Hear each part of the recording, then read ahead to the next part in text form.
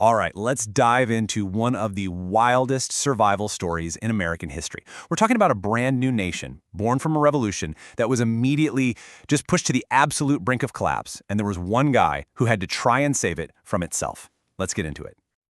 So how do you save a country that's flat broke, surrounded by enemies, and literally falling apart at the seams? I mean, this is the exact problem staring Sam Houston right in the face. Just imagine for a second, the victory parades are over, and you're left with the cold, hard reality. Your new republic has no money, your neighbors want you gone, and your own army? Yeah, they're basically a mutinous mob.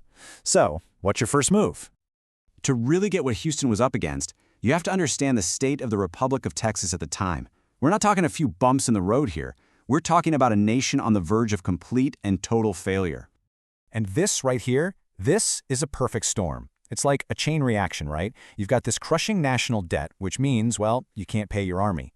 And an army that isn't getting paid, they're not going to be too thrilled about defending the border from a potential invasion from Mexico. And if you can't even get your own house in order, why would any other country, especially the big one next door, the United States, even think about recognizing you as a real nation? It was just this vicious, inescapable cycle. And into this absolute whirlwind of chaos steps Sam Houston. Now, he wasn't just some popular general. He was the guy the people of Texas looked to, not just once, but twice, to pull them back from the edge. And he didn't just show up and hope for the best. He had a plan. So this was basically Houston's impossible to-do list. 4 huge goals. First up, secure the peace. That meant making treaties with the American Indian tribes to stop the fighting inside Texas. Next, defend the borders. You got to keep an eye on Mexico. 3, fix the finances. Get a handle on that debt so the government can, actually govern. And the big one, the ultimate end game for all of this, join the United States. Houston was convinced that annexation was the only way Texas would survive in the long run. But you know how it goes? Even the most carefully laid plans rarely survive contact with reality. And for Sam Houston, that reality came crashing down hard, with rebellion, invasion, and political chaos. And this slide just nails that disconnect. Houston's goal was all about peace and talking things out. He even signed a treaty with the Cherokee. But what was actually happening was way more complicated.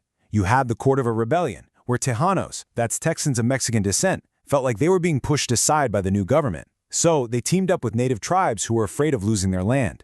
It was a brutal reminder that the Republic of Texas was a nation at war with itself. And the crises just kept piling on. There was something called the Archive War, where Houston tried to move the government records to a safer spot, and the citizens of Austin literally met him with armed resistance.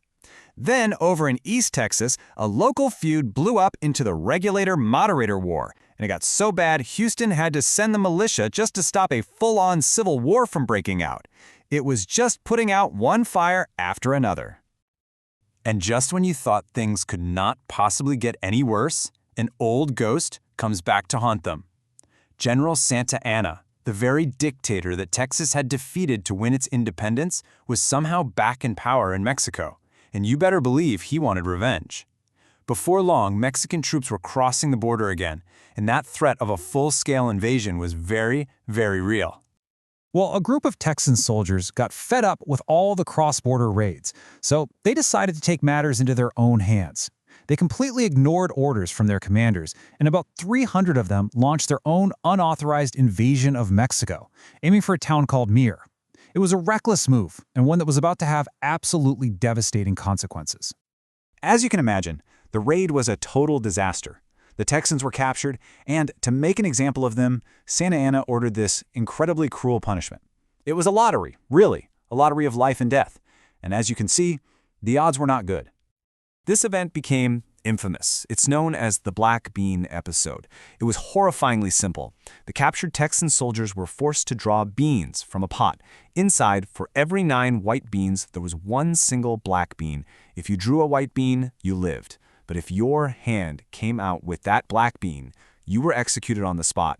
It was just this incredibly brutal, cruel act of revenge that absolutely horrified everyone back in Texas. So, okay, with total chaos on every front, how on earth did Sam Houston not only keep this republic from completely falling apart, but actually achieve his biggest goal? Well, the answer is that he never, ever took his eye off the long game. This timeline really shows you what a long, tough slog it was. In his first term, Houston asked the U.S. to annex Texas, and they said no. A big reason was that northern states didn't want another huge slaveholding state tipping the balance of power. But in his second term, Houston played his cards like a master. He downsized the army to save money, he de-escalated things with Mexico, and then, this was the genius move, he started flirting with Great Britain, talking about a potential trade deal. Now, if you're the US, the idea of your old rival Britain getting a foothold in Texas, on your southern border, that was a wake-up call. It was enough to get the US back to the table, and by the time Houston left office, the stage was set.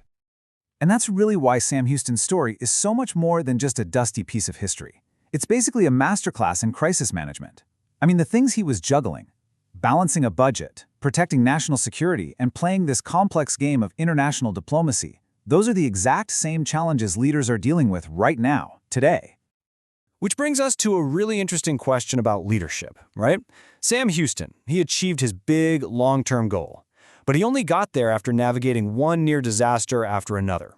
So what's the real measure of a great leader? Is it hitting those ambitious targets?